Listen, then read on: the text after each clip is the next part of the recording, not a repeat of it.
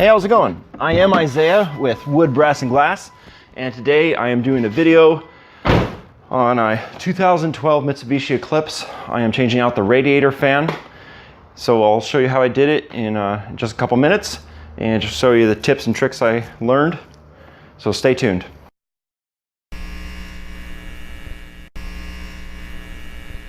For starters, go ahead and open up the trunk. The release lever on this model at least is the bright red button there.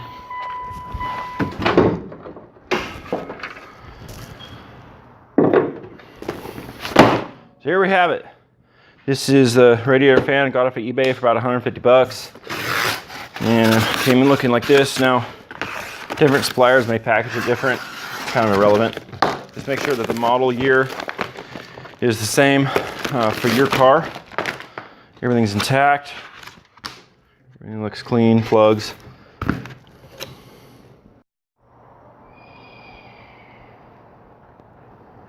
So also to remember when you're about to do any kind of work involving electrical stuff in your car to remove the negative lead from your car.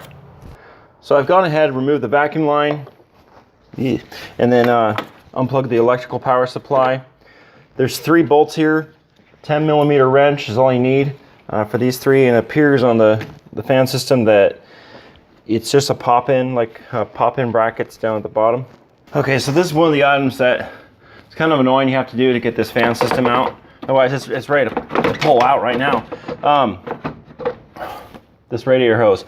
Now, I've barely driven the car today, and so it's pretty much cool. So I'm just going ahead and pop this, and then one of the things I use to keep it closed, just clamp the end, hold it up. There's no pressure in it. It's just a little bit of liquid. Yeah, it's nothing.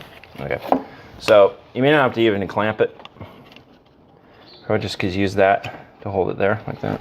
A little bit of drippage, but that's okay. We'll just clean up on the floor. So go ahead and get the fan out ASAP. Okay, so the silly leak, I just put a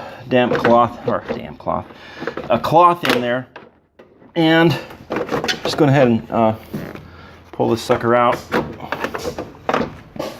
Okay, so the next thing that needs to be removed is the air filter box. It's blocking the fan. It's just pretty simple. This thing unclips with these 2 clips. Pull the filter out. There's 1 bolt that I can see and connects. All right, there we go. I think a squirrel has been having too much fun in my engine compartment. That was from one of my last videos. Shows that I go to Mexico. I was there 2 weeks. Came home to find wood chips all over here. He made a nice little bed. So we were having like 10-degree days for quite a while. Okay, so this sucker is about ready to come out.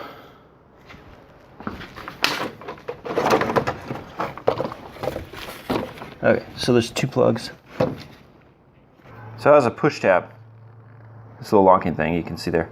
Push down with a screwdriver, pops out of the plug. Old and nasty, new and pretty. Check this thing out. So it appears this guy did some sort of plastic welding. I mean, look at this drywall screws. Oh yeah, drywall screws. Drywall screws. I don't think he even wanted to spend the extra $1. Look at this. This is garbage. Garbage, garbage, garbage. Drywall screws. So the problem I was having with this was because of this kind of crap. He riveted on a metal cutoff of some sort, piece of steel. Riveted on. And so guess what happened? That wonderful thing called centrifugal force. Whenever this secondary propeller system would engage, not this one would engage, the whole freaking car would rattle. And I've had it for 1.5 years, and I'm just darn sick of it. So it's time for this new one to go in. Hopefully just as easy as this guy was to pull out. So you're gonna have a little difficulty with this. Probably fluid power distribution system. I don't know what it is. Or antifreeze. Actually, AC. Really is the AC. Something. This little guy bonks into this, or the part below the structural support for the fan. So just watch out for that. I just kind of pushed it down hard and it swung around.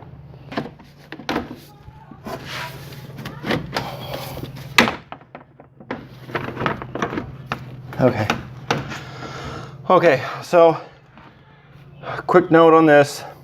I have to reach down here and kind of pull this out, and then do the same thing, pull this out, because it wants to kind of bind on a few little hoses in the radiator system, I think.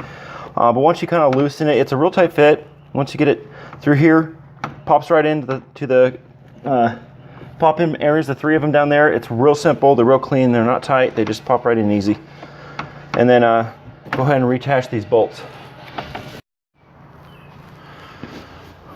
All right, so I just went ahead and reattached the vacuum line, the plug, the primary plug, the radiator hose. You just need some simple pliers.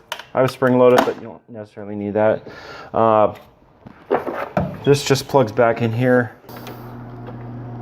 Pop plugs, whatever. They just push down, locked in.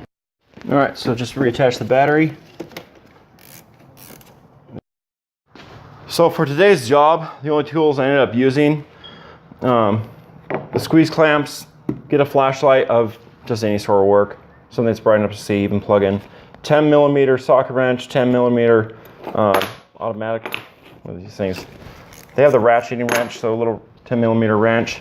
I just use a putty knife to pop the electrical plugs, but screwdriver work, and a decent pair of pliers. And be sure to have a nice roll of these. The radiator system tends to leak, probably, like mine did, and you'll want to have these guys. Use it also to make a temporary plug to prevent the liquid going on the ground. And don't forget to wear gloves. So that's it for today. I'm going to switch this thing on, drive it around, see how it works, but everything's plugged in. And don't forget to check that like or click the like button. Also click subscribe to my channel right down the link provided. And I'll see you on the next video. Take care, everybody.